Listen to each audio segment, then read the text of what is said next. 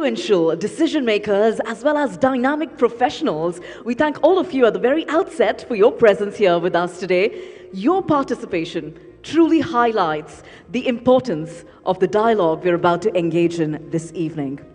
Now, at the very beginning, ladies and gentlemen, I'm sure you'll all agree with me when I say that right now we stand at a very critical moment in our nation's history.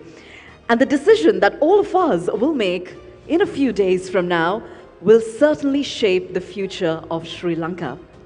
So today, this session, Ask Me Anything, provides all of us here in the audience a very unique opportunity to hear directly from our President. During the course of this evening, His Excellency will share with us his vision for the future, and he'll also address your questions regarding the road ahead for our beloved nation. So we will have a very enriching discussion, ladies and gentlemen, and I'm sure we can't wait to get started. So without further ado, let's now begin with this insightful forum. To do the honors now of a few opening remarks, as well as to set the stage for our conversation ahead, ladies and gentlemen, it's now my pleasure to invite on stage our Minister of Power and Energy. With your applause, ladies and gentlemen, let's welcome Honorable Kanchana Vijayasekara.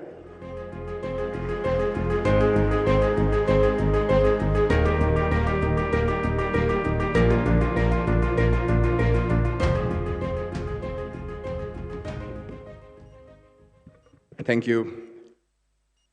Honorable Ministers, Members of Parliament, distinguished guests, ladies and gentlemen.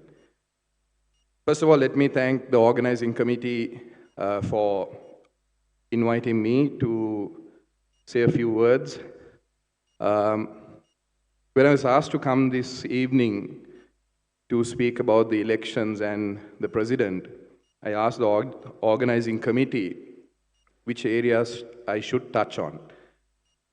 The topics that were given to me were the experiences working with the President over the last 2 years, and the reforms and the work agenda that we have implemented. As you all know, 2 years ago, just a little over 2 years ago, when President Ranil Wickremesinghe became the Prime Minister, none of us, most of us in the cabinet, most of us in the parliamentary group, has never worked with him before. But we were in a situation where we had a government that had a majority of 2/3 in the parliament. We had a majority elected from the SLPP, and we've all worked with leaders from the SLPP for a very long time, and our opinions and our policies had been different for the longest time. 2.5 years ago, when we were going through the economic crisis, I was also asked to take over the role of Ministry of Power and Energy. And at that time, I remember the day that I took over office was the day that there was a 16-hour power cut. And also we were struggling to pay for the vessels that were outside the Colombo harbor to supply the adequate fuel to the country. 1 month after I took over office, there was another incident where the Prime Minister, then Prime Minister, Honorable Mahinda Rajapaksa, had to step down, and then we had the new Prime Minister coming in. We worked for a very short time, and I remember the first cabinet meeting working with Ranil Wickremesinghe as the Prime Minister was the experience that he brought into the cabinet. We had President Gotabaya Rajapaksa, who did not have the adequate political experience, and we saw the immediate change in the cabinet meetings, the decision making, certain policies that we had to implement. There were certain requirements that we had, speaking with the IMF, speaking with the international community, and also some of the requirements that were there from the central bank. We worked for 1 month, and after a month, he became the President, elected from a group of MPs who has never voted for him before. And we were able to implement certain reforms in this country that has been discussed for many decades. I had the pleasure of working with him for 2.5 years, and the way he led the group of people that were given to him was the biggest changing point in the last 2.5 years. A lot of candidates now talk about different teams, the teams that they have, the teams that they will have in the future. One aspect of being a leader is to work with the resources that you have, work with the team that you have. And if the president was able to work with a group of MPs, a group of cabinet that has not worked with him ever before, and to transform the country over the last 2 years, it speaks much about his abilities than anything else. 2.5 years ago, we had to make the difficult decisions. One of the key things that I saw in the president was that he was not afraid to take the correct decisions. Some of them were very unpopular decisions. I remember first we were going up to him when we had the discussion about the fuel price revision. There was a pricing formula that has been adopted, and the first instance was that we had to increase prices by about 120 rupees. So when I went up to him, I said, "Sir, this is going to be a very difficult job. The formula says that we need to increase the prices by about 120, and it's not going to be a popular decision. How do you want me to take this?" He said, "Take the decision now, don't delay it. Take the decision now so that we don't have to take a much difficult decision in the future." Those sort of unpopular but the correct decisions paved the way for us to have the supply chain back in order, but it took more than a year. I just went through the past records to see that we have completely forgotten that we had a period where we didn't have any fuel supply in the country, but also there was a period of about 8-month period where we had to use different mechanisms. A QR code was introduced to give a quota system. And the quota system was in effect until the 1st of September 2023, just a year ago.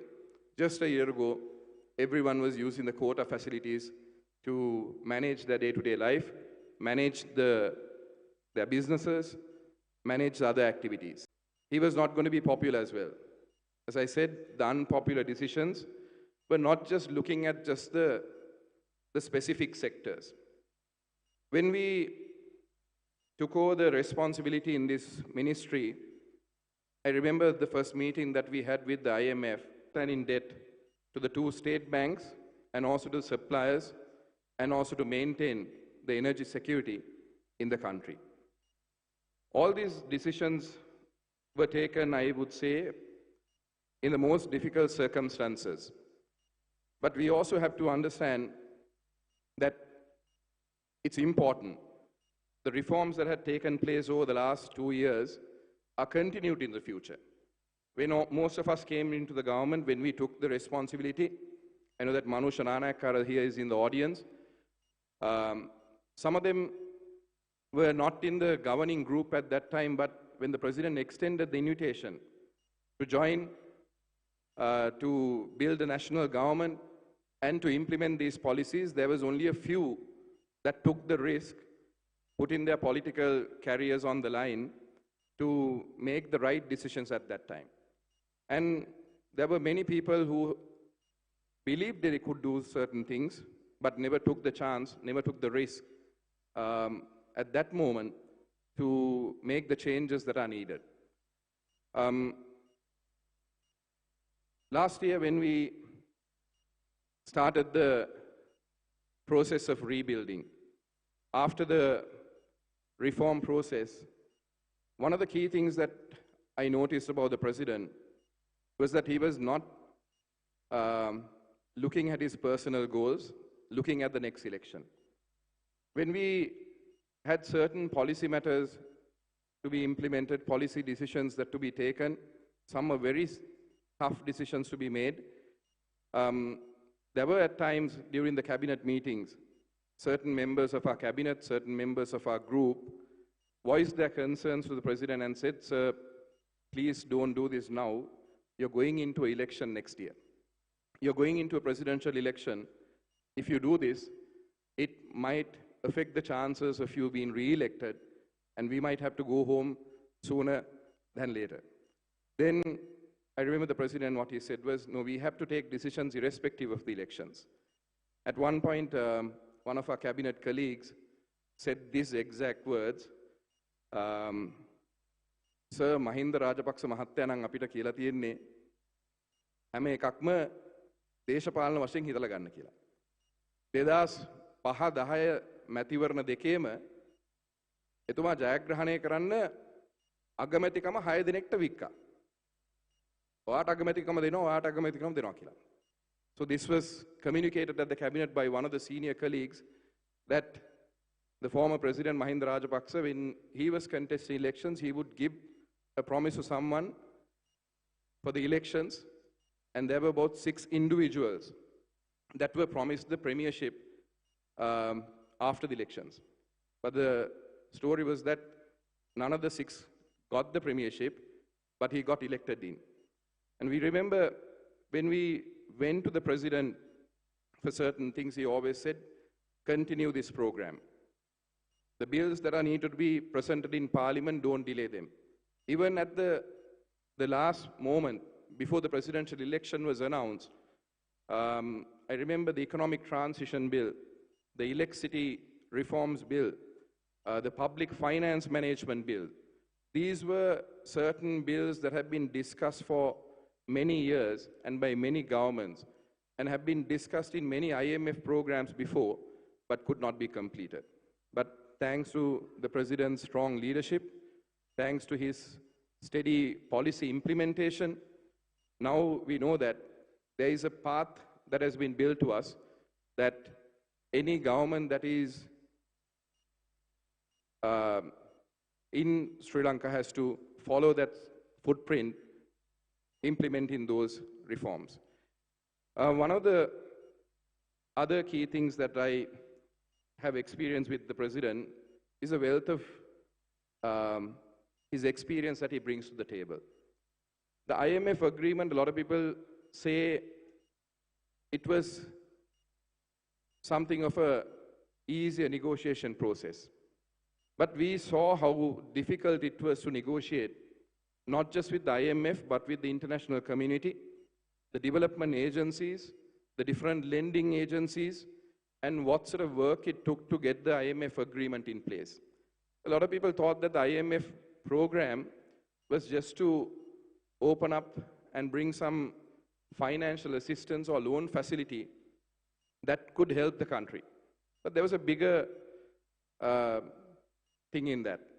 It was not just the financial support that we got. The main thing that we got was the assurance from other financial institutes, international lending agencies, development agencies, that we have a program in place and that Sri Lanka could be looked at a country again so that we can deal with all these agencies and international financial institutes in the future. One thing I would, before I conclude my remarks, is a lot of questions that were asked when I walked in here and sitting here for the last 30 minutes. A lot of people came and asked me how things are looking and how do you plan to do the next 3 weeks. We have asked this question a lot with the President over the last 8 weeks leading up to the election on his campaign program, his policies and everything. His policy is laid out to the public. It's the same policies that have been laid out in the last 2 years.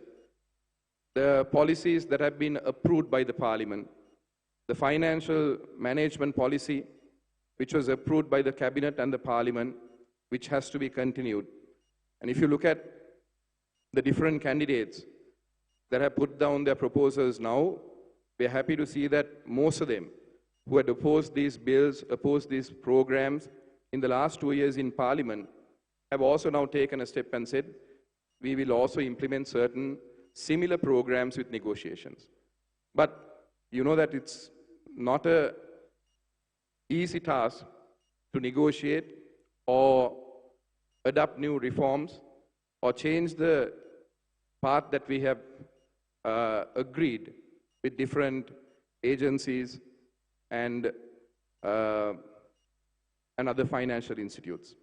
So it's the same policy that we do need to follow, and the most important thing is that when you have a leader that is elected in, that can work with the resources that you have, work with the team that is being given to him, that is what we require in the presidential race as well. The public will get the opportunity, I believe, when the presidential election is over, first pick the leader of the country and then select the team that can support the leader in the future. So if he had worked with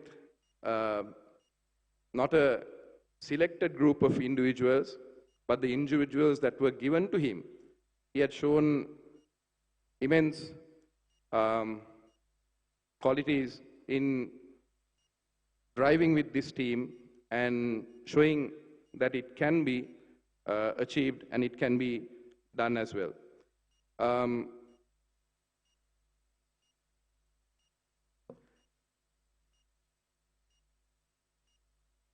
A few months ago, there was an interesting question that was asked again on the election, just like the questions that I received here today. A few months ago, when we were sitting down on the reform path of CEB and CPC, we were making plans to see that the next 12 months that we had the power generation in order and that the fuel supplies were adequate for the country. One of the key things that were brought up in the stakeholder meeting by the Met Department and by other various stakeholders was that the whole of last 2 years, that they were predicting a drought for Sri Lanka, and they were going to have less rain, and then we'll have to go into alternative methods of power generation, because our hydropower generations accounts to about 50% the last 2 years, but most of them said we are going into a drought year. They said that last year as well. They said that beginning of this year. But what I've understood is that over the last 2 years, all those predictions have also been inaccurate. And the 2 years, we've had more rain than any other years in the last 5 years. So going by opinion polls, going by different things, I would say the same thing. There can be predictions, but the reality is that it's far from the opinions that are being delivered.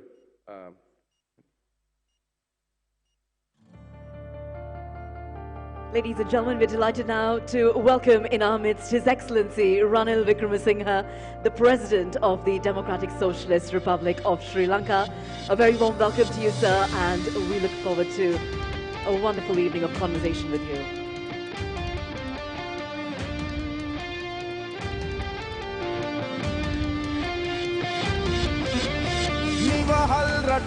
නිදහස් බිමක් අපට පුළුවන් මේ රට හදන්න විடுதலை தேசம் சுதந்திர பூமி எம்மடியலும் விண்ணாரமைக்க පුළුවන් ශ්‍රී ලංකා උරුමයි මව් ලංකා වියලුම් ශ්‍රී ලංකා උයිරේ තායි Lanka.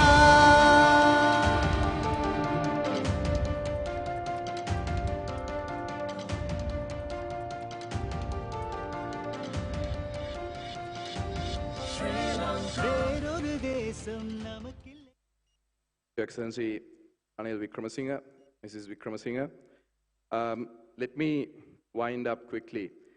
As I said before, what we're looking at in this election is to elect a leader that can work with any situation in the country. There have been very few resources. There has been a team that has been not selected by him, but given to him. and he had worked with the international community.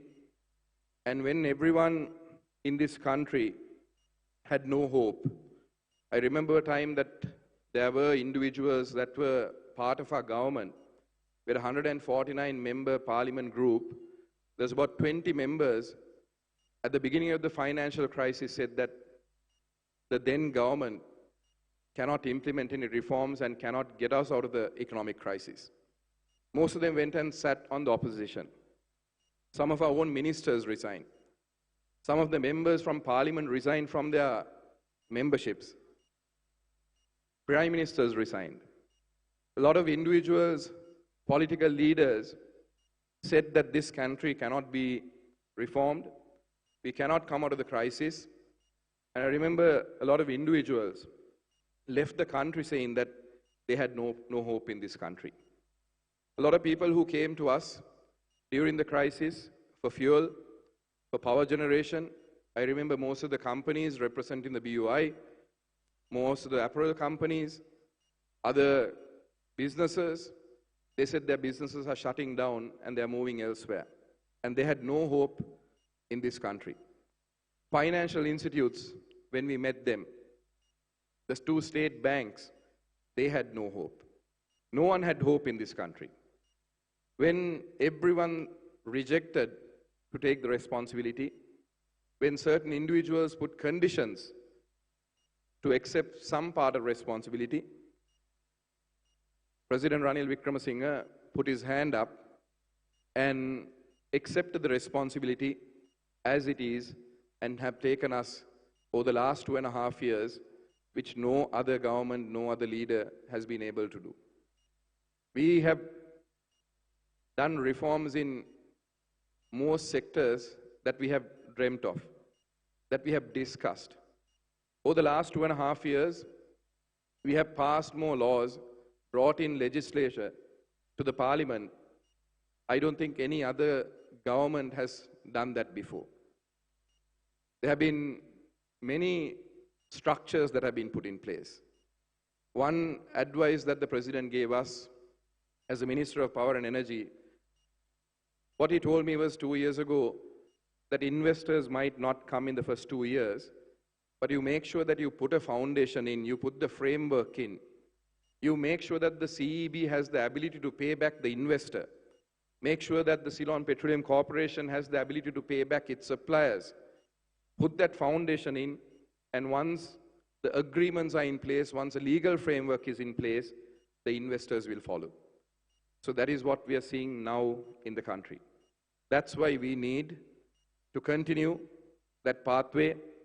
That's why a group of people who has never supported him before, a group of people who had never worked with him before, a group of people who had worked to defeat him before, have, without any conditions, we have joined together to see that he continues this work for our country so that the foundation that we have put in now is better used in the future. So that's why I believe President Ranil Wickremesinghe is the best candidate that we have in this race. I wouldn't say it's a race.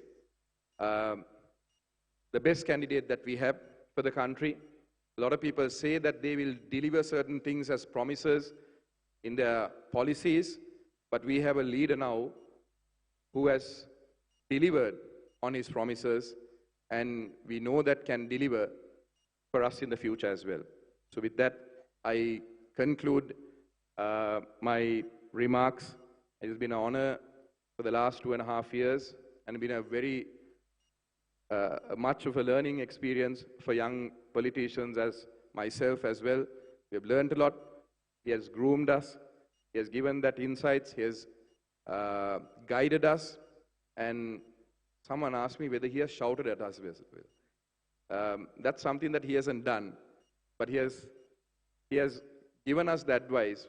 When we were looking at different directions, he has always given us the right advice with the wealth of experience that he has, dealing with the international community, other agencies, and he inherited a team and he delivered with the team that he had. Not just a political team that he had. He was given a central bank governor, he was given a finance secretary, he was given a set of officials.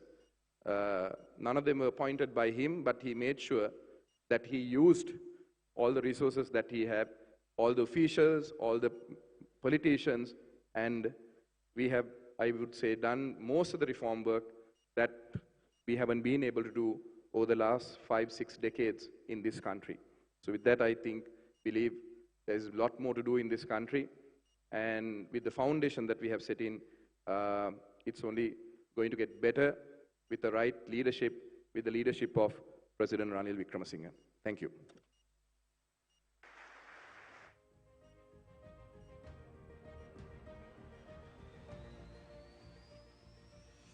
Thank you very much to Honorable Kanchana Wijesekara for those very insightful opening remarks, sharing with us a very useful perspective on working closely with the President, and we do appreciate Honorable Minister's thoughts with us, which I'm sure will set the stage for an impactful and enriching conversation to follow. With that being said, ladies and gentlemen, it's now my pleasure to introduce to all of you an individual who will be gracing the stage up next, and who has been a prominent voice in our legal and political landscape. He's here to offer us deeper insights into the President's vision as well as the path ahead for the country.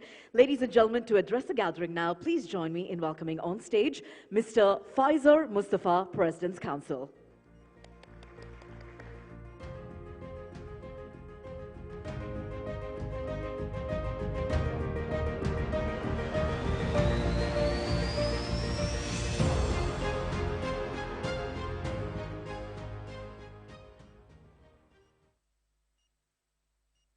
His Excellency President Ranil Wickremesinghe,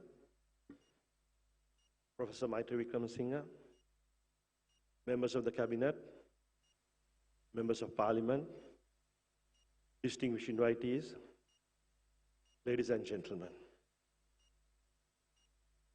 Good evening, Vanakkam, Assalamu Alaikum. Sri Lanka has always been a proud and resilient nation. We have weathered 30 years of civil war, and we had more than a fair share of storms of tsunami proportion. But in the recent years, misfortune has hammered us at an unwary gale force pace.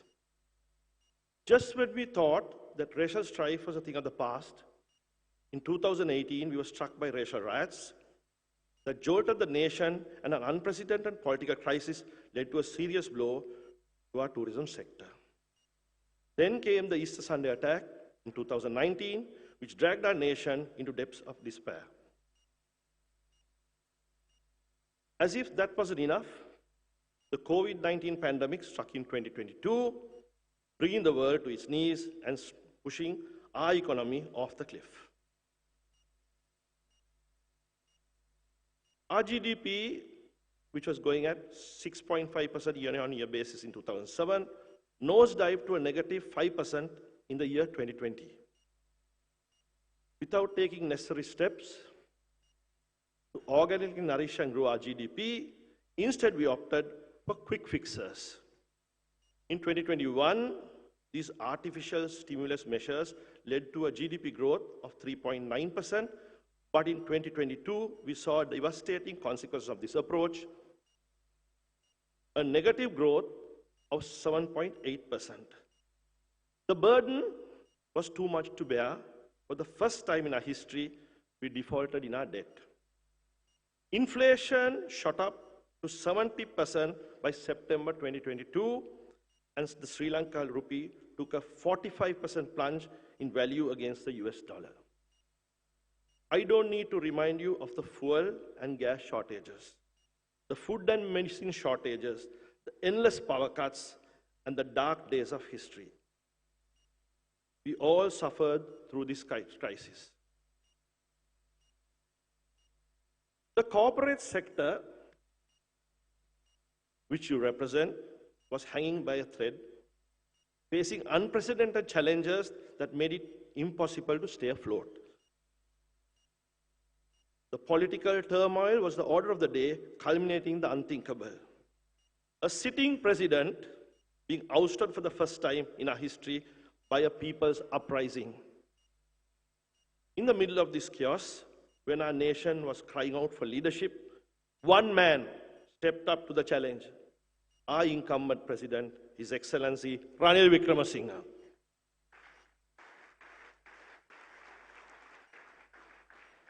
While others ran for cover, he decided to take the bull by the horns.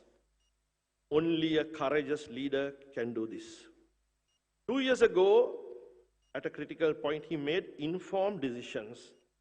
Armed with experience, he used reason based on knowledge and logic to steer the country to a safe place. Under his leadership, we began to see recovery towards the end of 2023.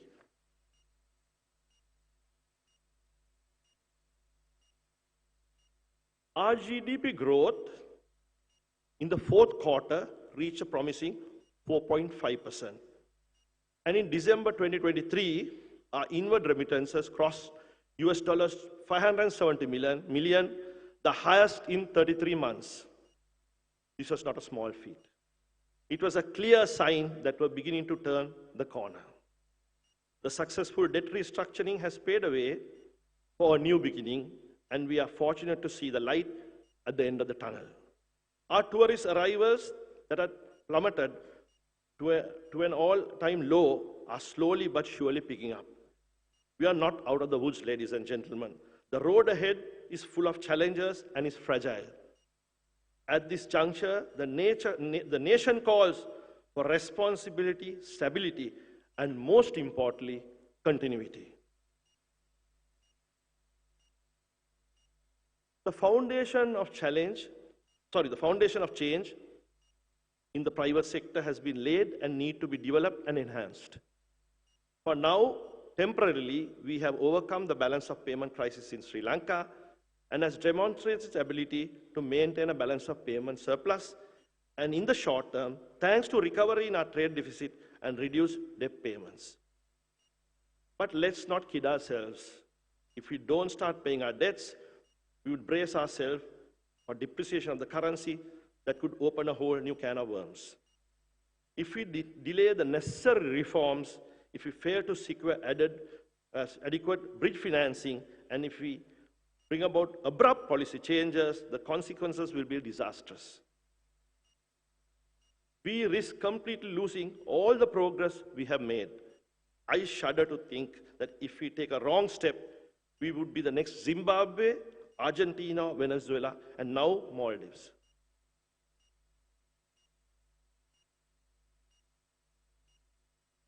President Wickremesinghe has demonstrated that he has deep knowledge. His ability to make difficult decisions, as Honorable Kanchana pointed out, in the face of adversity, and his can-do attitude got our nation to a place of stability. It would be easier to woo the voters with short-term promises and dreams. Instead, he focuses on a long-term workable plan to ensure Sri Lanka will become a first world country by 2048. I respect you, sir, for not submitting to make a false. I respect you, sir, for not submitting to making false promises at a time when popularity is vital to win an election. While others sell dreams, you have explained to us the reality.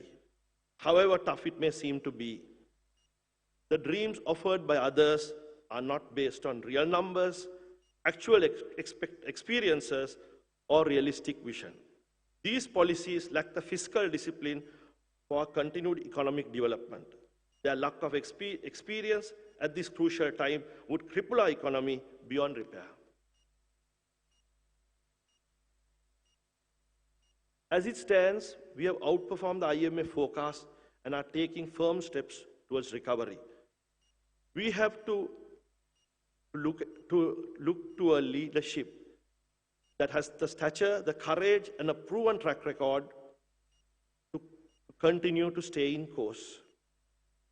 Ladies and gentlemen, the choice before us is as clear as day. We can either stay the course with the leader who has proved his mettle, or we can gamble our future on empty promises. I urge you to choose wisely. Ladies and gentlemen, let's elect a leader with courage, the vision, and the experience to reach Sri Lanka to a brighter future we all deserve. Thank you.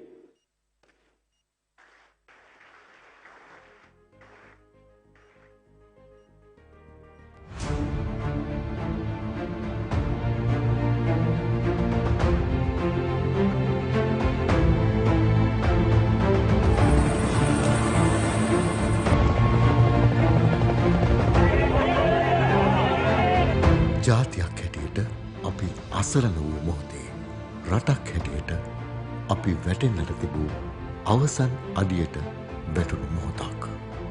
සියල්ල උඩු යටිකුරු කරමින් රනිල් වික්‍රමසිංහ මහතා 2022 ජූලි මාස 21 වෙනි දින ජනාධිපතිවරයා ලෙස දියුණුවී මුලින්ම ජාතියට කියා සිටියේ කඩා වැටුණු ආර්ථිකය නැවත නගා සිටුවීමට තමන්ට වැඩපිළිවෙලක් ඇතයි යන්න විශ්වාසයෙන් යුතුව ප්‍රකාශ කිරීමයි. වචනයේ පරිසමාප්ත අර්ථයෙන්ම එය එසේම විය. උග්‍ර ආර්ථික කඩාවැටීමකට රට ලක් වූ මොහොතක ආහාර හිතය ඉන්ධනය හිගේ වගේම ජනතාව පාරට බැස වීදියක් ගානේ උද්ඝෝෂණ සිදු කළා.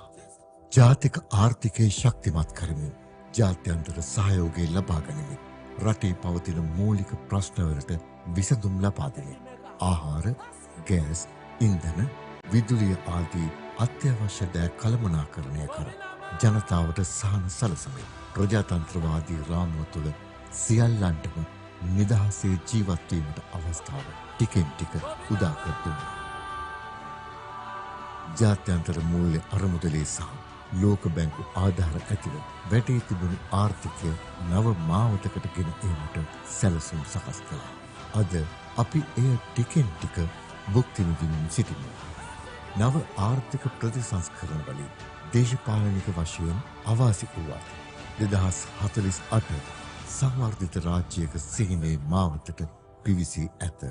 ආර්ථික ප්‍රතිසංස්කරණ සුළු හා මධ්‍ය පරිමාණ ව්‍යාපෘති මගින් ව්‍යාපාර ක්ෂේත්‍ර නගා සිටුවීම, කෘෂිකර්මාන්තය සඳහා පොහොර ලබා දීම, රාජ්‍ය ආදායම කළමනාකරණය කිරීම ආදීන් නොනැවතී අස්වැසුම ක්‍රියාත්මක කරමින් අඩු ආදායම් ලාභීන් සමාජයේ සවිබල ගැන්විය. ගර්භණී මව්වරුන්ට පෝෂණ මල්ලක් ලබා දී අනාගත සුරක්ෂිත භාවය ඇති කරගිය. ජීවිත කාලයේම බිම් අඟලක අයිතිය නොමැති මිනිසුන් වෙනුවෙන් තම බිමේ අයිතිය ලබා දෙමින් උරුමය වැඩසටහන ක්‍රියාවට නැංවිය. ජනතාවගේ සුව පිණිස ක්‍රියාත්මක බොහෝ වැඩපිළිවෙල ක්‍රියාවට නැංවිය. ශ්‍රී ලංකාවේ සමාජ පරිසරය ස්ථාවරත්වයට පත් කරවිය. අනාගතය දැන් පෙනෙන්නට ඇත. අපට තියෙන්නේ ඒ මාවතට පියවර නැගීමය. අපේ රට අපි දකින හීනය සංවර්ධිත රටක් බවට පත් කිරීමේ වෑයමට අප සියල්ල එක මගකට රැගෙන යනු ඇත. පුළුවන් ශ්‍රී Lanka. Ladies and gentlemen, we have all arrived now at the moment that we've been highly anticipating. It's my honor, ladies and gentlemen, to invite on stage the leader at the helm of our nation, the leader whose vision and guidance, expertise and experience are pivotal as we navigate through a crucial time in our nation's story. Ladies and gentlemen, for his official address, followed by the much-awaited Q&A, please join me now in inviting on stage the President of the Democratic Socialist Republic of Sri Lanka. Ladies and gentlemen, His Excellency Ranil Wickremesinghe.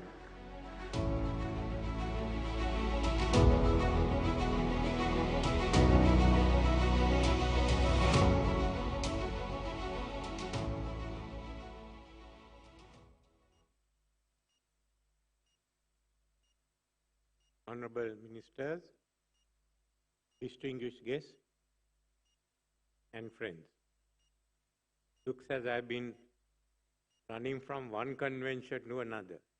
Started the day with the Sanasa convention, and then to the SLFP convention, and now here to the professional forum. I must thank those who spoke before me for explaining the positions we've taken and how we've arrived at this point. When I look back I'm not going to speak at length on what we did. When I look back and what have we achieved, I can say, give two achievements more than anything else. One, we have stabilized the economy and on our way for debt recovery. Secondly, I don't think it's in any of your minds, we can hold a presidential election. What would have happened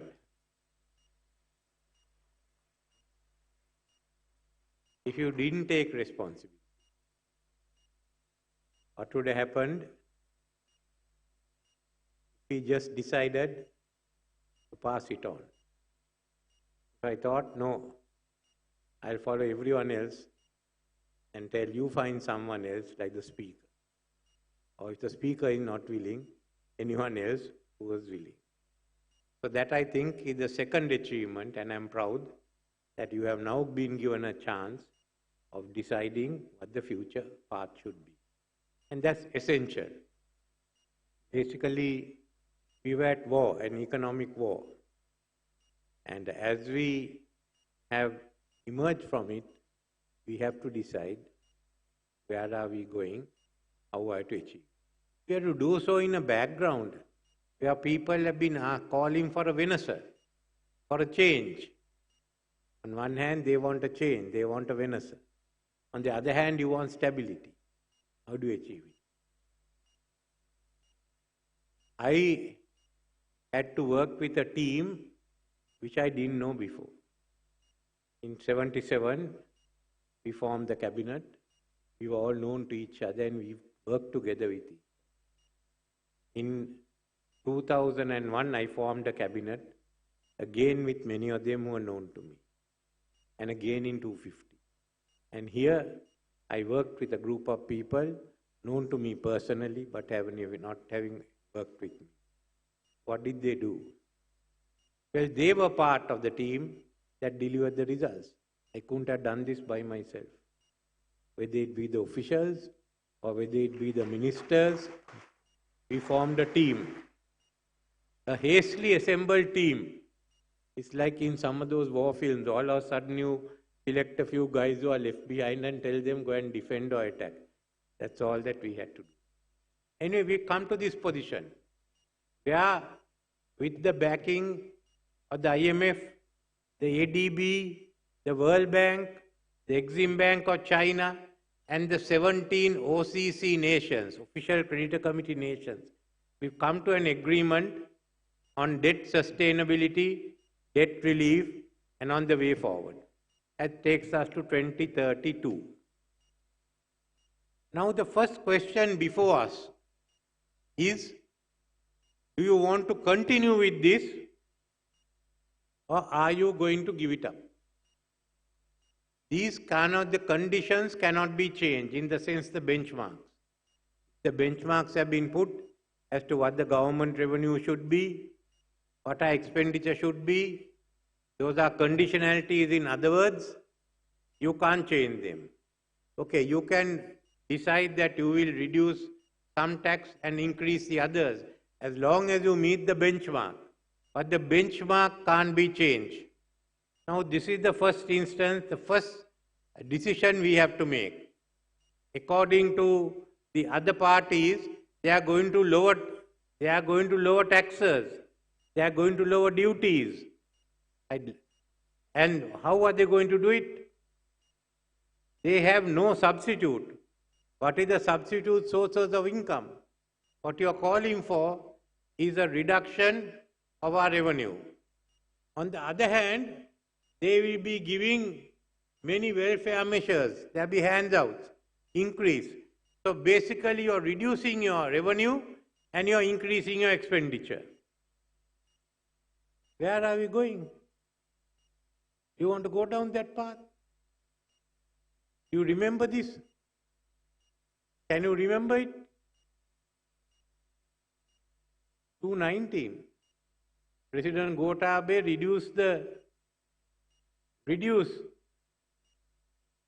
the taxes, reduced the revenue, and in the budget gave a lot of handouts. So by 2022, we had to face our economy. Now the question is, do you want to go down that path again? Do you want to go down that path again? This is the question before us. Do you want to stand in queues again? This, I will not go into the details of what we have done or the details of the policies, but I say is you have an agreement which has given you $3 billion from the IMF in the next till next year, and the space, breathing space to repay the debt which you have till 2042, and more so a relief of $10 billion as far as the interest payments are concerned. Now this is what you have in hand. Are you going to throw it away? So that is the first set. What am I going to do? I realize that this country needs transformation. The Venezuela has to be transformation, not irrational change. To start that transformation, we can ride out of this crisis, say by 2042. No, you won't be there at 20. If you don't transform your economy to an exported-oriented economy, long before 2042, the crisis will hit you again, somewhere between 2035 and 2040.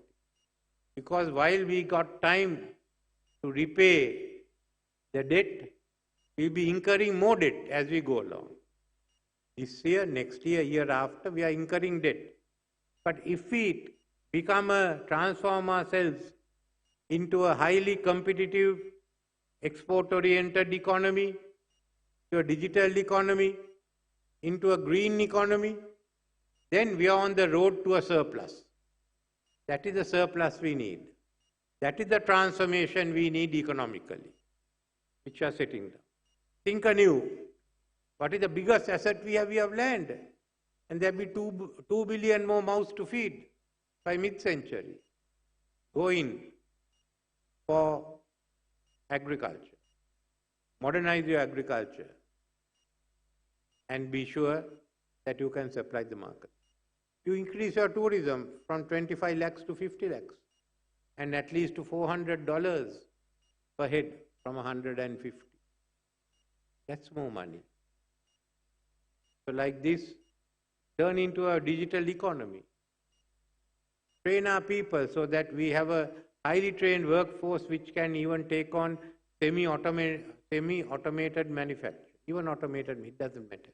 As long as the money keeps rolling in, then we can decide how we are going to spend it.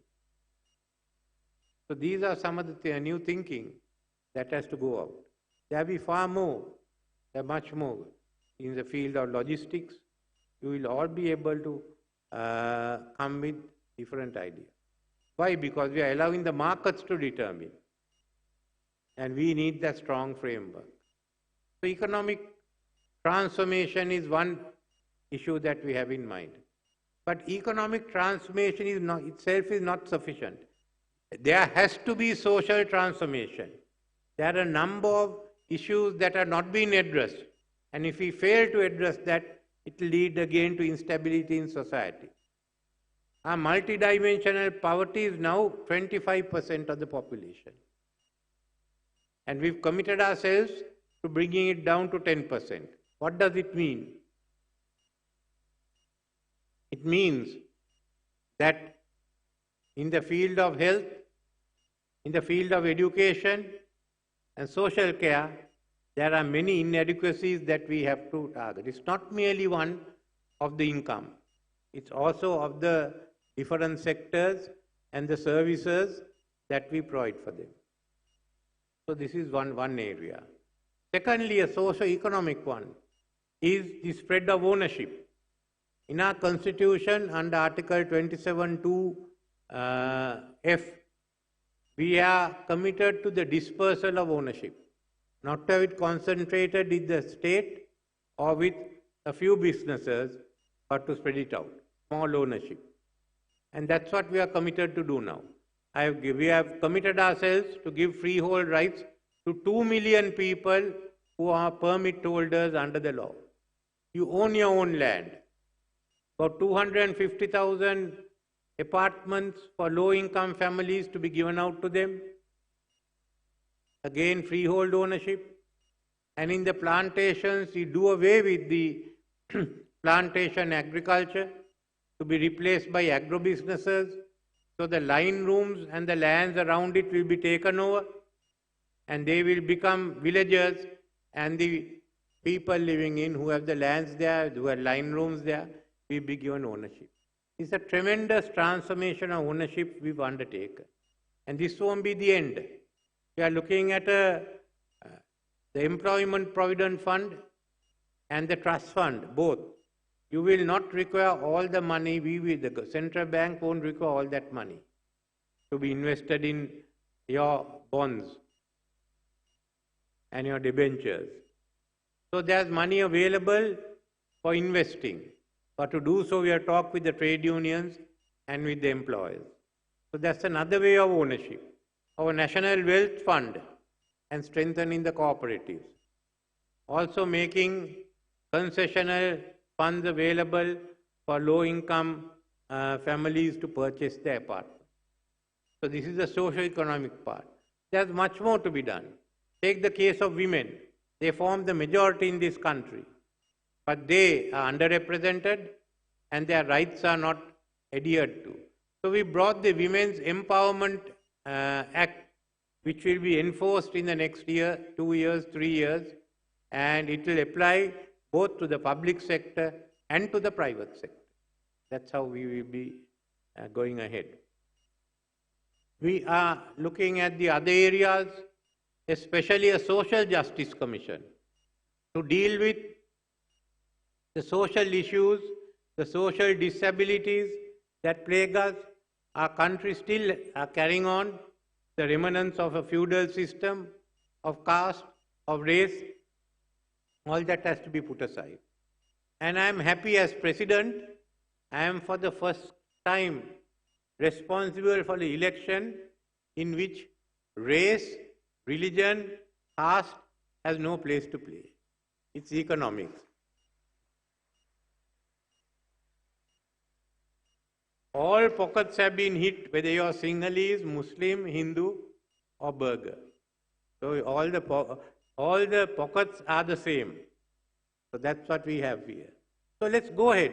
This is an occasion where we can get together, look at the social disparities, we have to look at our child care, we are looking at the empowerment of women also means domestic violence. We've started basically women and children's desk in every police station. There is much more to be done. And finally, we must transform our politics. Our politics have failed. When this economic system collapsed, the political system that supported it has also collapsed.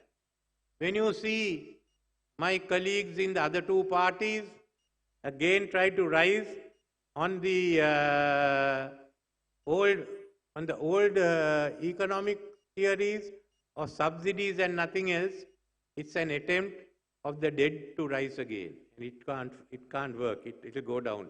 As the sun rises, the dead must again go back into the graves to which they belong.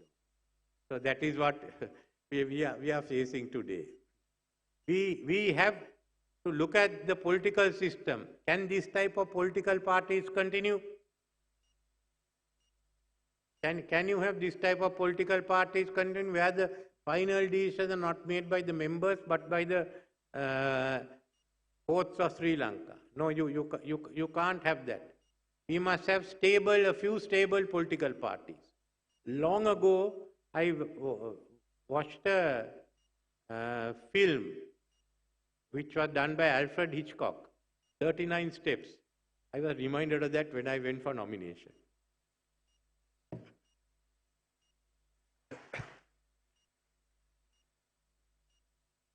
This is absurd. You can't go on with the system. And we have actually 2 stock exchanges in this country. You all think there's one. One is the formal one that you have here. The other is the stock exchange where we buy and sell political parties. So all that has to change. And I appointed a commission headed by former Chief Justice Depp, who now sent in the reports, the recommendations. I think all parties must be governed by one single law, the internal affairs, like in a country like Germany or some of the other European countries. We have to bring in new laws on corruption. Everyone talks of corruption. They talk of these 400 files. I know the 400 files were there. They found 15 people to prosecute and nothing else. Everyone talks of corruption, not how to deal with it. When I took over, I told the IMF, you give us a plan. Otherwise, they will say, I am favoring one person or another. As a result, the IMF has given us the anti-corruption agenda, of which the anti-corruption law and the proceeds of crime, one has been enacted, other has gone to Parliament to be enacted. There are about 6 or 7 pieces of further legislation that we have to implement. I also want to bring the parliamentary standards bill like in UK, where we as MPs, we are held responsible for what we do. We have to answer to the House. People can move against us. These are some of the dangers that we have to bring. So let us change the political system. Let's transform the political system. Let's transform the social system. And let's transform the economy. All these have to go hand in hand to ensure the younger generations will have a far better future and a more stable future than what we had to enjoy. I always end up with the story of the minister in Vietnam who came and asked me in 1991, when I was the Minister of Industries, how do you get foreign investment? We have no foreign investment, we are down and out. If we don't change very soon, we'll have to go back and meet him regarding and take tuition from him as to how to develop a country. So I don't want to take any more of your time. I know you have more questions to ask from me and the others. So I thank you for the patient hearing, and I hope you keep this in mind on September 21st.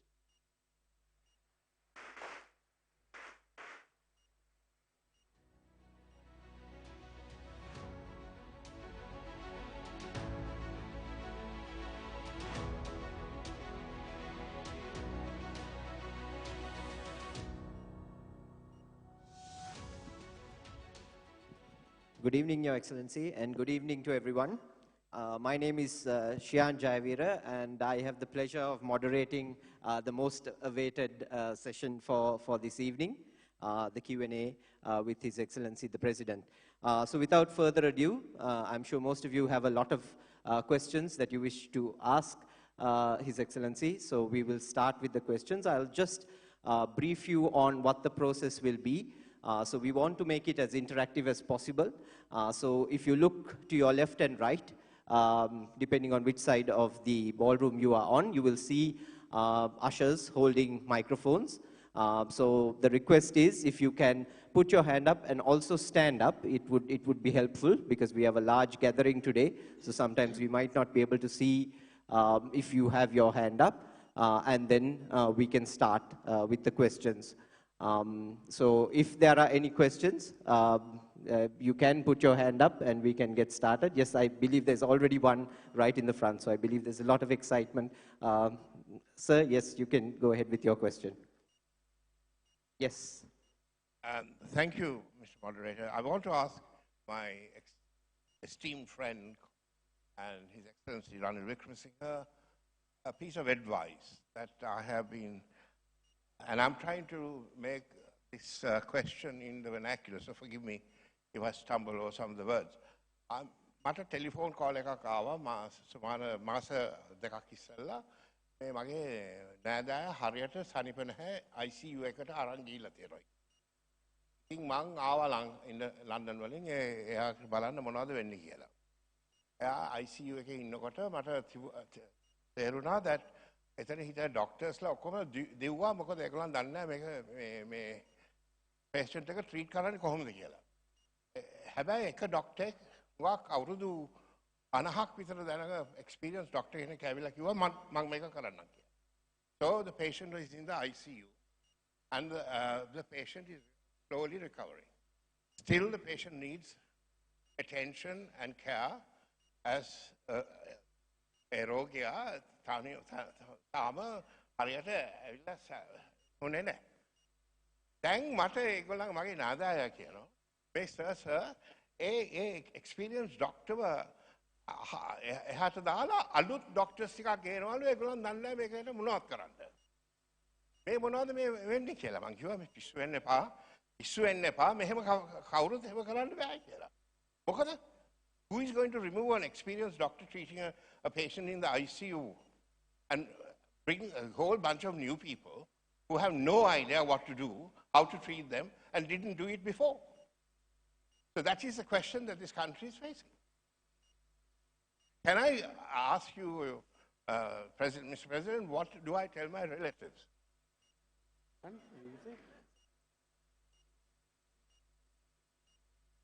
Yes.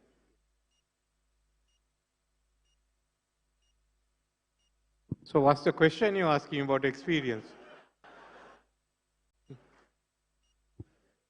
I believe, sir, your question was around experience in the role, knowing what to do.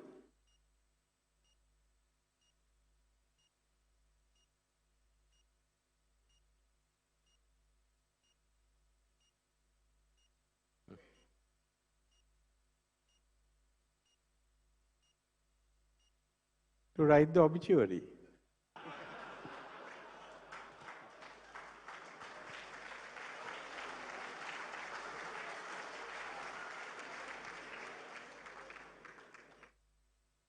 Yes, we are open to take other questions. Just a request also, if you can keep the question short also so that we can get to as many of those who are waiting to ask His Excellency some questions. I see one in the center here, so if you can get a microphone across to the gentleman in the center.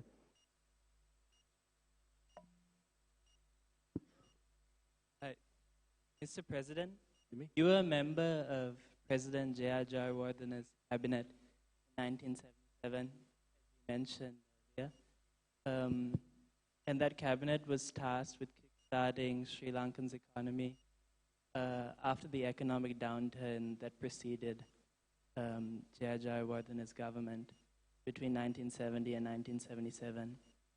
I was wondering how your experience in that cabinet informed your decisions in 2022 when you took up the post of Prime Minister, and how it informed your approach to reviving Sri Lanka's economy in the face of the crisis. Well, being in President Jayawardena's cabinet was certainly an experience. We went through very turbulent times, firstly economic, then political. We've learned a lot on how to be ministers, what is collective responsibility, how to work as a team, and not to get stuck in conventional thinking. It all depends on the numbers that you can get, who is available there. And you could work with a small team. I think that helped me a lot when I came here, but I had one experience that President Jayawardena didn't have.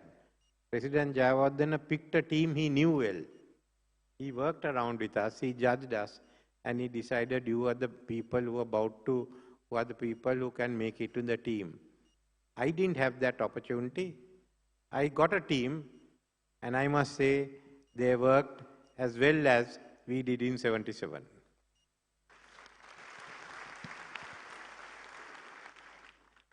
His Thank you, Your Excellency. I have a question for you.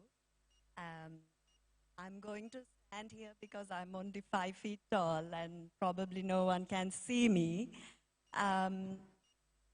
It's an honor, Your Excellency, to finally meet you as a fellow Rotarian of Colombo West. In advance, I apologize, as this is my first political forum. If I make any mistakes in addressing or giving respect, as I'm new to this, but I decided to come for this forum as an ex-banker, an entrepreneur, a mental health coach, and a life coach. As Honorable Minister Kanchana said, a true leader, it's required the courage to be disliked. And I think you have demonstrated that quality very well. Before I ask the question, our moderator asked us to be short and sweet.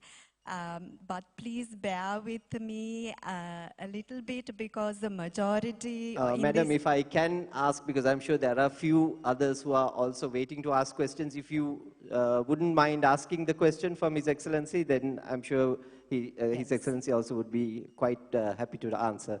Yes, sure. So 52% of the population are women. And I'm very happy to hear that you want more women involved in leadership and more representation by women. But there is a big challenge that all leaders in this country need to address when speaking about the economic and social transformation that you aspire to create, which is the workload of women. If women, as 52% of the population, are to contribute to this economic crisis, economic war, as you mentioned, sir, we actually need this Empowerment of Women Act very badly because we have to balance our masculine hat and our feminine hat in work and with our loved ones. So I'm very proud to hear the idea of daycare in the public sector and private sector. I also urge you to look Madam, into I'm going to have to ask you to ask the question, please, yes. so that we can move forward. Thank you. Yes, yes. So, sir, you mentioned that you are hoping to implement a Women Empowerment Act. Can you give us a little bit of information, some hope for the struggling women balancing many hats in Sri Lanka so that we can wholeheartedly and guilt-free contribute to the economy? Thank you, sir. No, we have already enacted the Women's Empowerment Act. It's the council that has to be put into place, which will have to be done after elections. That's up for the Constitutional Council. And all the criteria is laid down there on how they can perform and what they have to do. There's a lot of work for them, and they will require the help of all the women's organizations. Your Excellency, can I pose my question? Yeah, I want to know whether... Hello, can you hear me? Yes, we can hear you, sir. Yeah, Go ahead. I want to know whether Your Excellency will take punitive action against those responsible for the cremation of the Muslim COVID corpses. Well, we have now brought in the bill on cremation and burials. The people will be responsible for it. We will be having a select committee of Parliament to go into the issue of the report that was submitted, which said that burials should not be permitted. But of course, there is also a Supreme Court judgment. So some of them can even take cover under that. That is the one issue we have. That's why we decided to have a parliamentary select committee and not a normal committee. Ladies and gentlemen, once again, before we go into the next question, just a kind request that you keep your question to 30 seconds or less, because I'm sure we have a very large forum here. There are many who are waiting to ask questions, so that we can move along as fast as possible. Thank you. Thank you, Your Excellency. Well, we deal with a lot of investors. I'm a lawyer by profession, but then again, dealing with a lot of investors, one of the main impediments which comes forward is the process of taking approvals. So for example, even if it's a solar energy project, they have to go through about 17 authorities and also going through the BOI and also bringing in investments. Most of the investors, when they come forward, they are worried about the time frame of going through the approvals. Is there any application in future to interact with investors and also to speed up the process of getting approvals? Yeah, we have what is called, we are bringing the new Economic Commission under the Economic Transformation Act.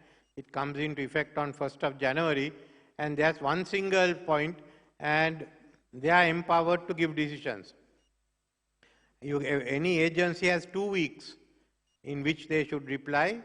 It's at the discretion of the commission whether to give them a week more or so, but certainly by within the end of the month, if they haven't replied, you take a decision. If they have replied, you decide the actions you are going to take, and you can overrule it with the permission of the minister. Thank you, Excellency. Hi, Mr. President, thank you for giving me this opportunity to come here. My name is Sujan Wickremesinghe, and the question is about corruption in this country and discipline. A country's progress, it comes with discipline. So, Mr. President, what will you do if you are re-elected again to create a disciplined society and eradicate corruption from Parliament itself? Thank you. Hi, respected President. Sorry, I think there's one question to be answered, no? Yes. There's a question to be answered. No, corruption is an issue that we have to deal with. No doubt about it. In the last government, we had a number of committees functioning. There was the Bribery Commission. There was police had 2 divisions, the anti-corruption one under DIG Ravi Vaidyalankara, the CID under DIG Ravi Penuratna.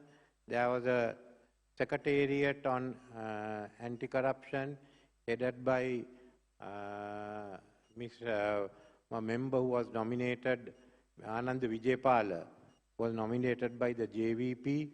And finally, we had one more member, Valiamuna, who was working from the President's office. So we did it in these ways. But there still were people who said, look, this is not enough. And but when looking at it, I understood that we had a lot of shortcomings in our laws, which no one was willing to address. They all wanted to be popular by saying we are going to fight corruption.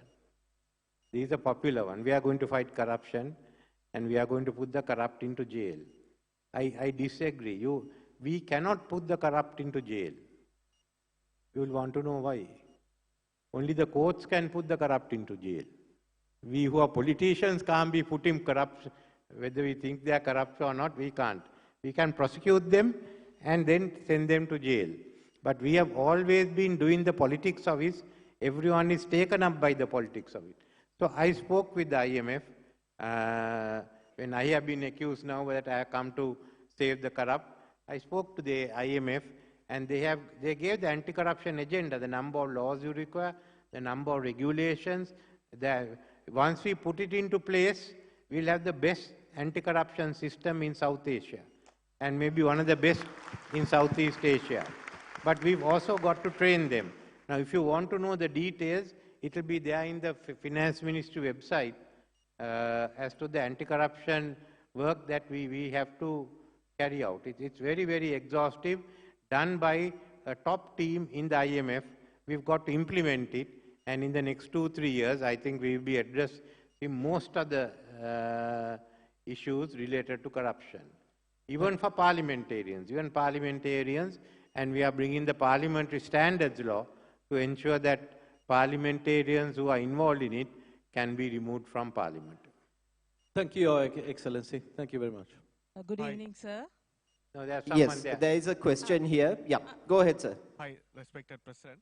Actually, we are from, I'm Tanishan from Secretarial Oversight Committee of Parliament of Sri Lanka.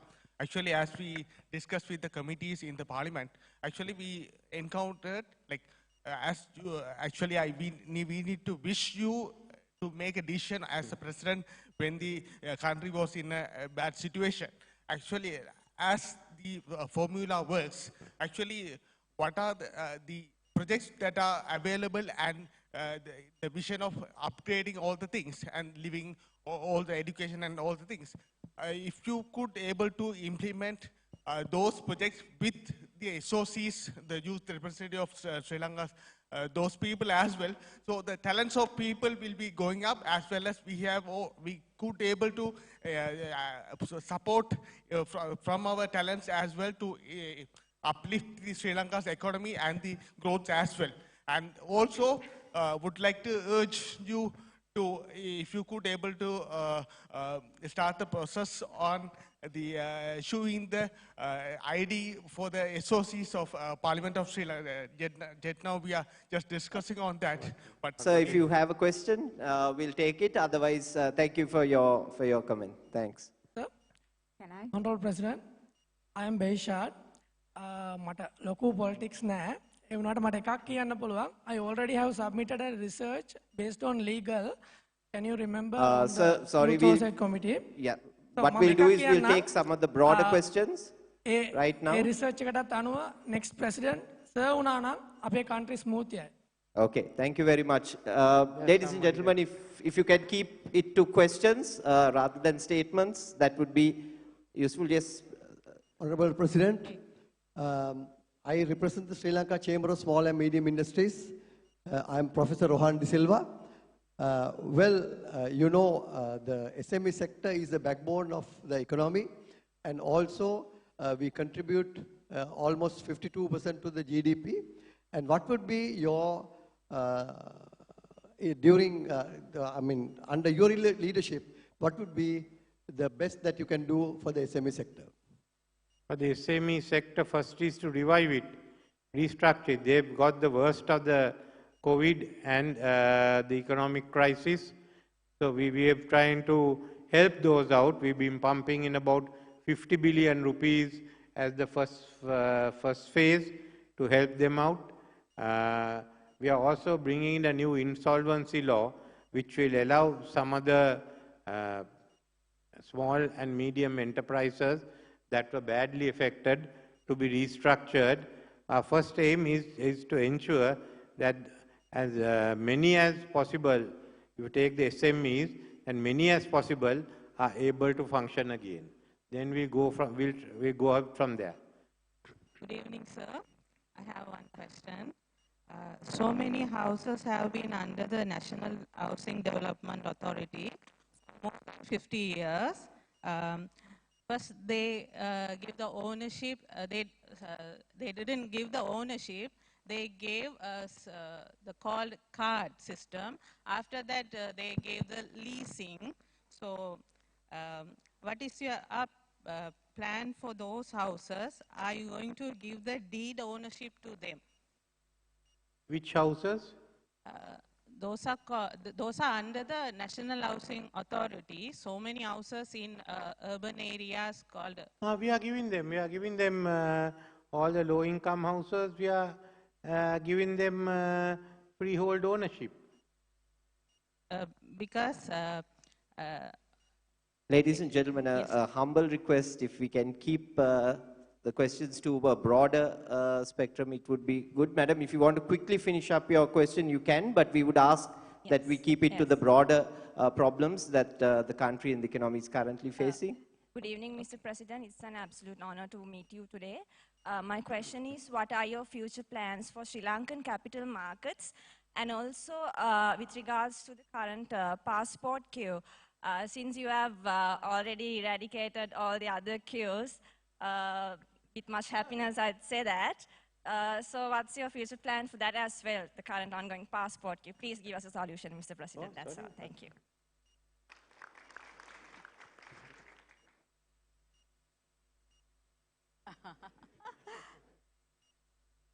Still one queue remaining, no? Let that queue finish. But why do they want to leave Sri Lanka now? Things are in good shape, no? Absolutely. No, we have to apologize for what has taken place. But you know, we are moving out of the conventional passport into an e-passport. And we don't want to go back on it. In the process of getting the e-passport, there were delays in the procurement system. And as a government, we had to take responsibility for it. But we didn't want to go back into a conventional passport. We thought we will go ahead, take the blackguarding we are getting now for the shortage of passports. But by October, you'll all be on e-passports. So with that, the issue will be over. We are trying to issue more passports in the coming few weeks too, to get it out. But no one should be in a hurry to leave this country, because now it's all picking up. And as far as the government is there, we are also trying to ensure the e-passport is cheaper than the present one. So you have to bear with us, but we are getting on to the next stage of digitalization.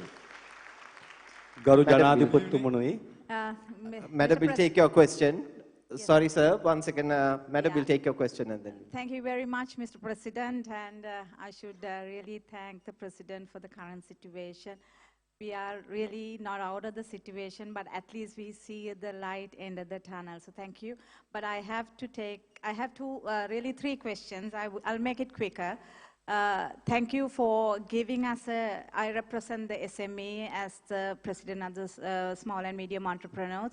For the last 3.5 years, we have been fighting for some sort of solution. Of course, there is a temporary solution on the Parata execution. Mr. President, with your new regime coming into power, will you have a permanent solution for this? Because this is really a needed mandate. And the other thing, we always talk, we think of digitalization, we think big of the economy. But the way forward is industrial economy. In doing so, the SMB has to be protected. So, Mr. President, in your new government, will as the President, will you have policies in protecting? These should be national policies in protecting the SMBs, where the industry and the entrepreneurs of the SMB will be protected. And the third question is, Mr. President, the SMB needs financial aid.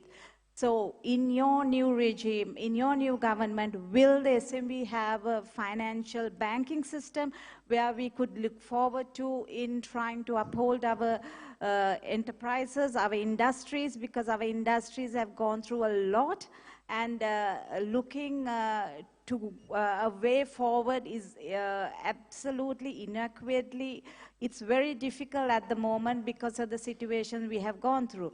So in the new regime where you will be having a new cabinet being performed, will be national policies and digitalization, having a digitalization platform where the SMBs will be protected, where we don't want to interact with human interacted will be limited, where we could go into more digitalization.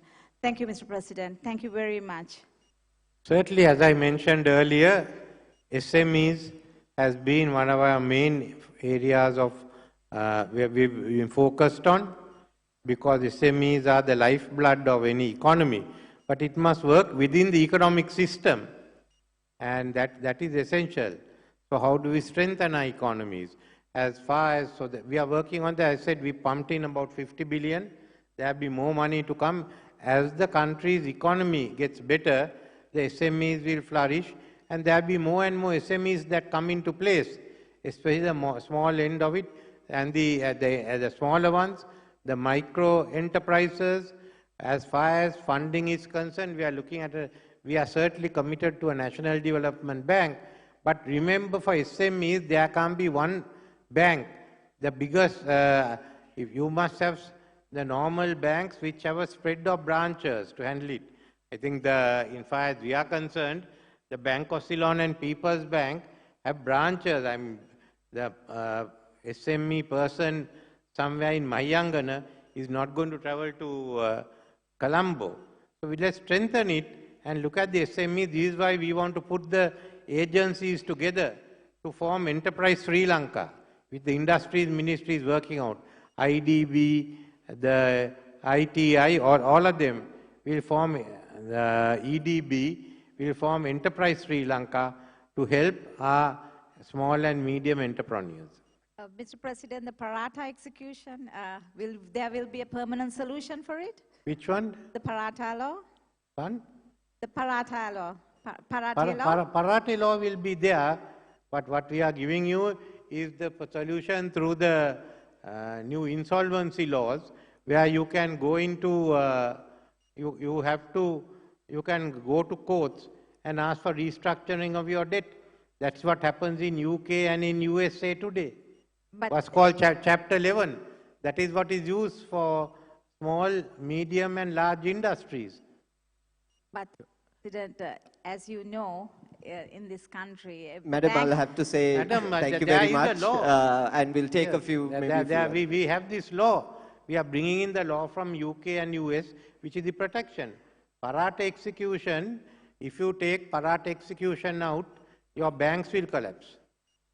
But within having the Paratha execution, we are now suspended it till December 15th, because the banks must get their books into order. You can't have it till December 31st. They asked us December. If want, we can ask them to stay back after that.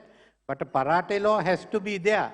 But we are bringing in the new laws, like all other countries. Thank you very much, Mr. President. Sorry, sir, we will take 3 more questions. So I think we have one there, and we have one over there. So, sir, 1 second. We'll take the question here, the gentleman in the blue shirt. Go ahead, sir. Hi, Mr. President. In your opinion, I'd like to ask, why are Sri Lankans so averse to free markets and private ownership? In other words, why are we so socialist, and will that ever change? Thank you. It's a question I ask because as a nation, we should be for open markets. I mean, the majority of us are Buddhists, and the Theravada Buddhism is based on trading. The first people who brought the news of the Buddha to Sri Lanka were 2 traders, Tapassu and Balluka. So we ourselves have been built on trading. So people have been giving the wrong impression of what it is. Now, of course, Sri Lankans are very good at always preserving the past. That's our problem. So now if the socialism has also changed. We have socialism with Chinese characteristics. And now, so we are trying to also have socialism with Sri Lankan character. Open out all countries, Vietnam. So we have to change. This is a mindset that has to change. And we are calling for that change. Mr. President, your focus has been digitalizing the economy.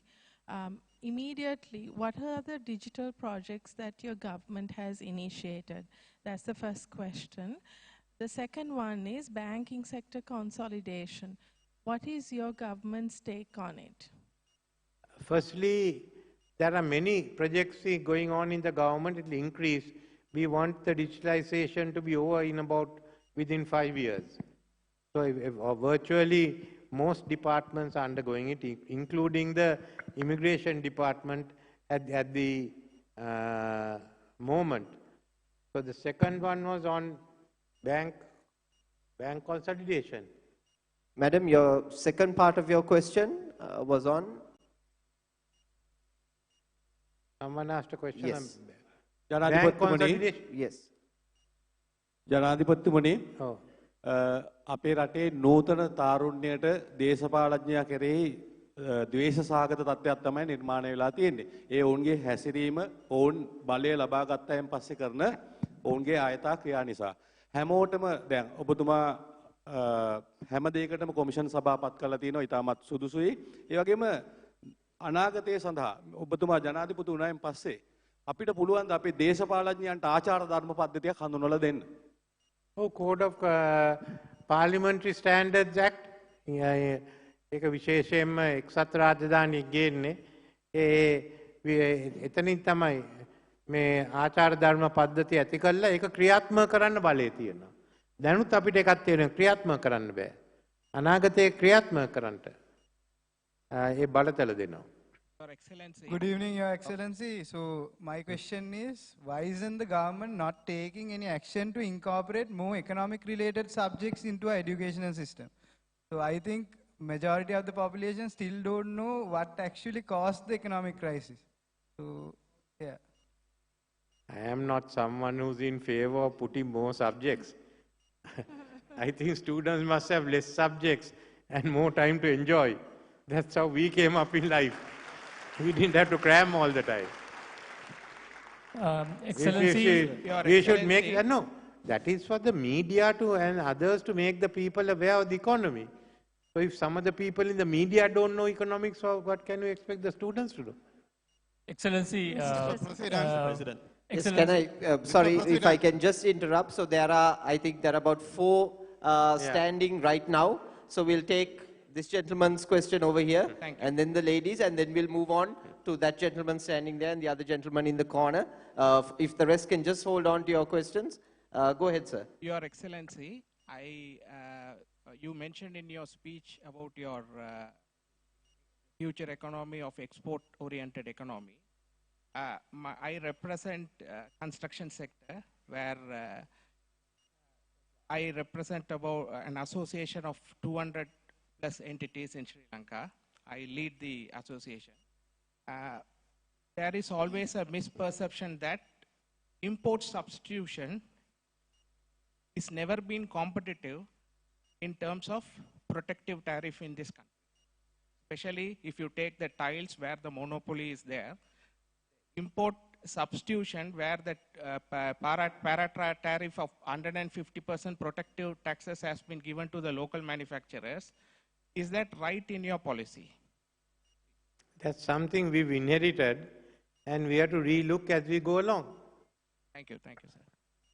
Mr. Yes, President, considering the current challenges faced by the apparel industry in Sri Lanka, such as high production cost and global competition, your manifesto does not specifically address these issues. Can you outline how your economic policies will support the apparel industry to remain competitive internationally, particularly in terms of trade agreements and governmental subsidies? I have only given the outline of policies and strategies. I don't go into different sectors. Some people spend 200 pages on different sectors, and the best you can do is to sell the news, collect the manifestos and sell it as used paper. But far as our industry is concerned, you know that we are stagnating at the moment. For the last 2 years, our sales have stagnated for the simple reason that the US markets are not operating. So the big markets have not operated. You will have some sales this year because money is being pumped into US due to the elections. But what will happen next year is a question mark. No, our low end is moving out and has to move out to countries like Bangladesh, Africa, or Latin America. We have to go, really, we have to upgrade our industry further. We are already doing some fashion designs, and we also need the textiles. So those are the issues that our industry has to face, and I've been discussing it with them, and we'll back them fully to stay in the market. Mr. President. One second, sir. Yes, go ahead, sir. Mr. President. Mr. President. There is a specific question. Actually, One second, sir, 1 second. We'll come to you after that. We'll finish this gentleman and then we'll come to you. Mr. President, you've spoken a lot about the difficult decisions you and your government had to make in the last 2.5 years, and we can all see the positive effects of that. In the same vein, if you were to win this election, would you look to abolish the executive presidency? And if not, why do you think it should remain in place? Thank you. Firstly, I leave it to the next parliament to decide. But we have spent 20, 30 years on abolishing the executive presidency and forgotten about the economy. So let me focus on the economy and let the parliament decide whether it's there or not.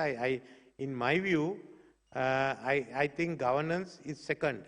We have to get our economy straight, and let's focus on that. Let the country decide what type of economy wants. Let's spend the time we spent arguing on the executive presidency for and against, arguing on devolution for and against, just to focus on the economic and the economic issues.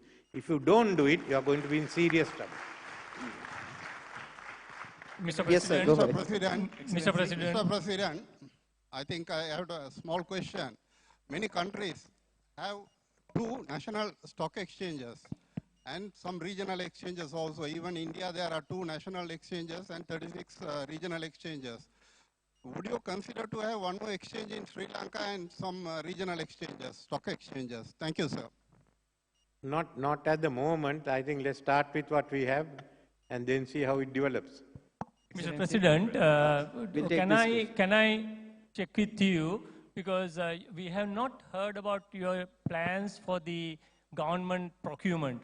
We have seen massive issues with procurement related to health and also other sectors as well. So what are your plans to have a central procurement for the government, and what controls are you going to put around it so that so-called corruption and everything can be handled through that?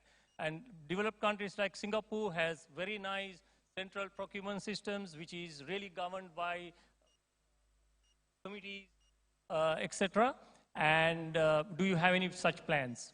Thank you. No, we don't have a central procurement system, but the new IMF regulations have given us the way of really improving our procurement systems.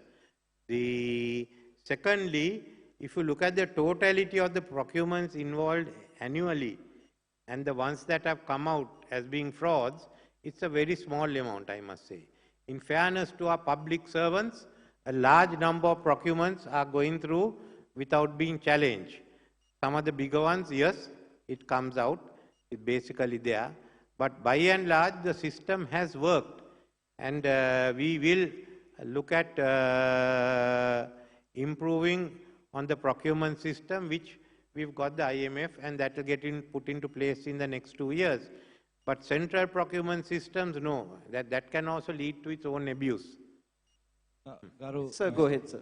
ගරු ජනාධිපතිතුමනි, මම දේශ රැකියා ශාස්ත්‍රයේ සම්බන්ධව තමයි කතා කරන්න බලාපොරොත්තු වෙන්නේ. ඔබතුමාගේ ප්‍රතිපත්තිය මොකක්ද විදේශ රැකියා ශාස්ත්‍රය සම්බන්ධව? ප්‍රධාන වශයෙන්ම අපේ රටේ ඇති වූ ආර්ථික අවපාතය ඇති කරන්න විදේශ රැකියා ශාස්ත්‍රයේ ඉතාම ප්‍රබල සාධකයක් වුණ අන්තිම අවුරුදු දෙක බිලියන 13ක මුදල් ඩොලර් බිලියන 13ක මුදල් ලංකාවට ගෙන්වා ගැනීමට අපේ ශාස්ත්‍රයට හැකි වුණා. අපේ ශාස්ත්‍රය සම්බන්ධව ඔබතුමාගේ ප්‍රතිපත්තිය මොකක්ද? ඒකත් එක්කම අපේ ශාස්ත්‍රය ඩිජිටලයිස් කරන එක අනිවාර්ය සිදු කළ යුතු කාරණාවක්. හේතුව ඇවිල්ලා ඩිජිටලයිස් නොකිරීම නිසා අපේ ශාස්ත්‍රයේ විශාල ගැටලු සහගත තත්ත්වයක් ඇති වෙලා තිබෙනවා. ඔබතුමාගෙන් ඒ සඳහා අපේ පිළිතුර බලාපොරොත්තු වෙනවා. නෑ, ඩිජිටල්කරණය මේ කම්කරු අංශයේත් අපි ආරම්භ කරගෙන යනවා. හැම ශාස්ත්‍රයේ මේක කරන්නට යනවා. දෙවනුව තියෙන්නේ ඉතින් අපි කවුරුවත් රට යන එක නවත්තලා නෑ. ඇත්ත වශයෙන්ම විශේෂයෙන්ම මගේ අදහස නම් අපේ තරුණයාටත් යන්න කැමතියට අපි ඉඩ දීලා අපි රටවල් වලට කතා කරනවා යන කණ්ඩායම් වැඩි කරන්න කියලා. මම දැනටම නැගෙනහිර ආසියාව රටවල් එක්ක කතා කරනවා. අපේ හිටපු ඇමතුමා කතා කරලා තියෙනවා මැදිරි රටවල් එක්ක. ඒ විතරක් නෙමෙයි, අපේ දැන් මේ වැඩසටහන යටතේ තරුණ තරුණියන් 50000කට අපි මුදල් දෙනවා. තමන් කැමති වෘත්තීය විෂයක් තෝරාගන්න, පිටරට රැකියා ලබා දෙන එකක් තෝරාගෙන පුහුණු වෙන්න. ඒ පුහුණු ගාස්තු අපි ගෙවන්නම්. පුද්ගලික ආයතනයෙන් පුහුණු වුණත්, රජයේ ආණ්ඩුවෙන් පුහුණු වුණත් 50000කට අපි සල්ලි දෙනවා මේ පිටරට වෙළඳ පොලේ තියෙන වෘත්ති වලට පුහුණු වෙලා රට යන්න කියලා. Mr. President. We'll stop there. We'll take the last 2 questions. So this gentleman here and that gentleman at the back. Yes, go ahead, sir. Mr. President, in your illustrious career... One second, sir. Sorry, we are just taking this one here, and then we'll take the gentleman at the back. Mr. President, in your illustrious career, you've held virtually every position as MP, opposition leader, Prime Minister, and now President. And Minister Kanchana Vijayashekhar emphasized how you drew on that experience to pull out of the financial crisis. My question to you, Mr. President, is this. In a Wickremesinghe presidency, where you can choose your own team, how would you ensure that it's not politics as usual that got us into the crisis in the first place? But what was the question?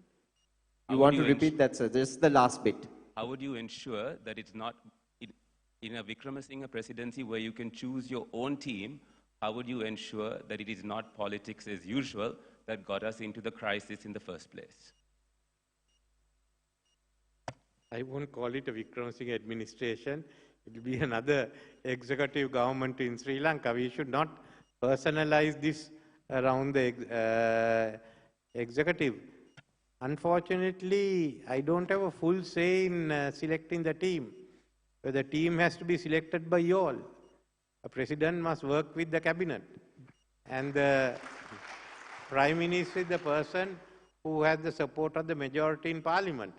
Then from them, we will select the ministers and work.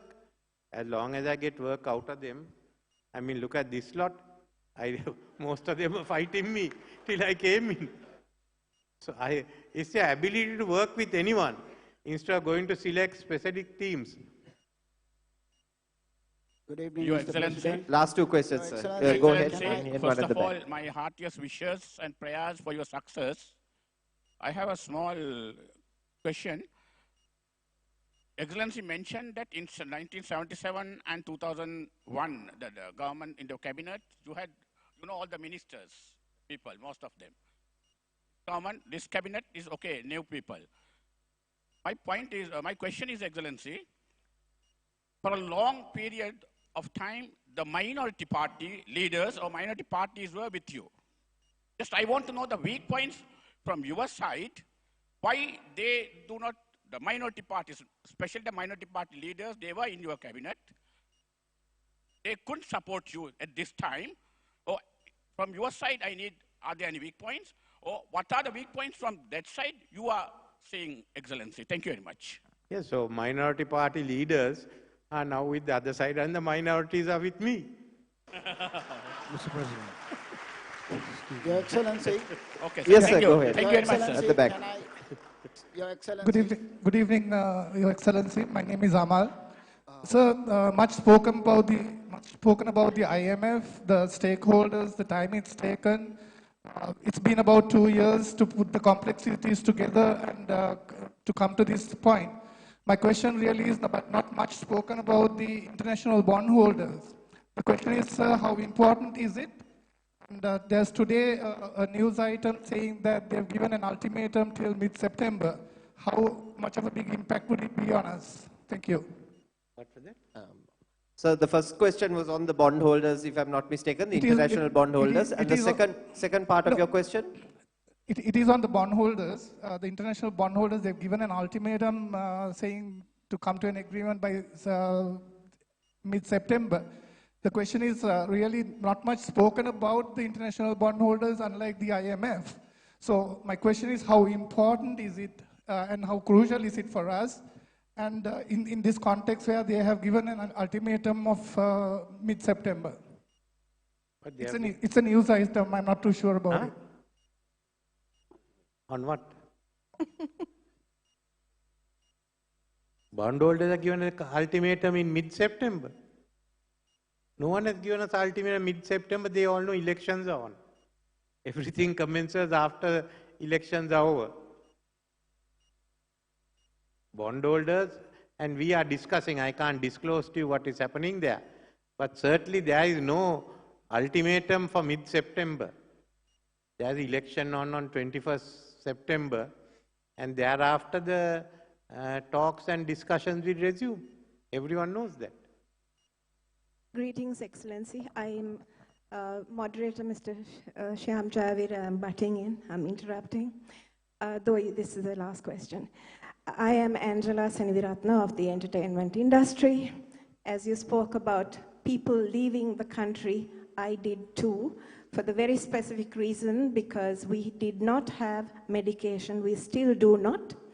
And I speak on behalf of my fellow entertainment industry colleagues because we cannot afford the prices of medication in the private pharmaceutical trade.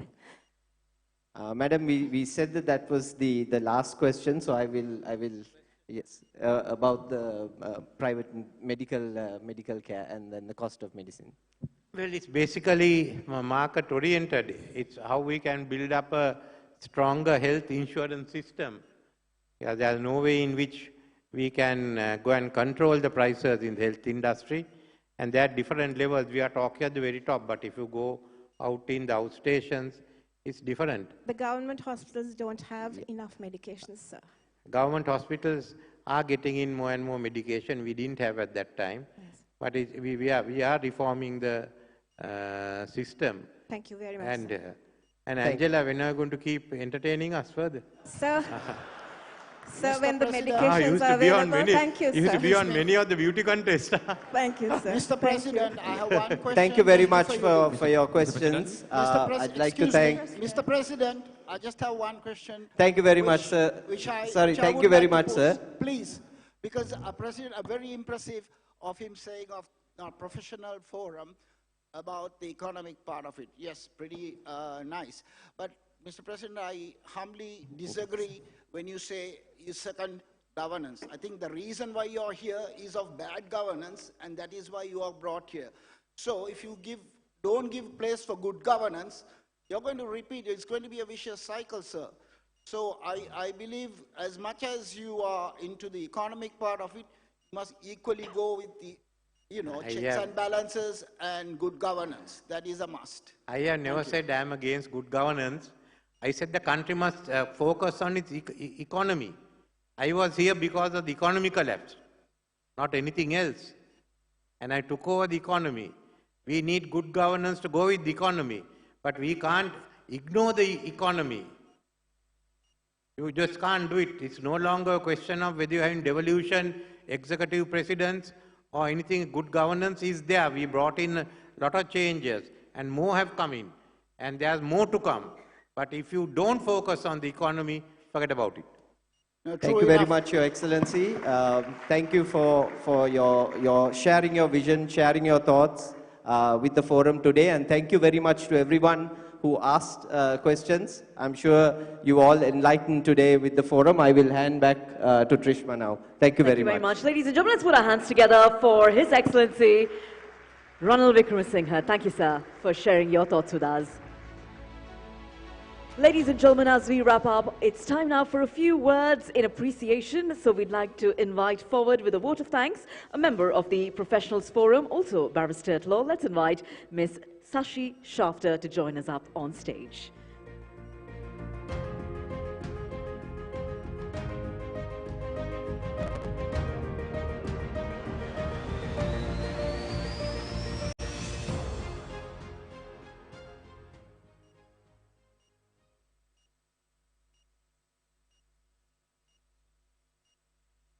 Your Excellency, President Ranil Wickremesinghe, Professor Maitri Wickremesinghe, Cabinet Ministers, Members of Parliament, honored guests. I have been tasked with giving the vote of thanks this evening, but since I have the mic, I would like to take this opportunity, Your Excellency, if I may, to ask a question myself. Your Excellency, on short notice, you took on a country in the throes of debt, in the midst of frustration and unrest. I'm sure that there were countless challenges. Do you feel that you have achieved what you set out to do when you first took on this tremendous task?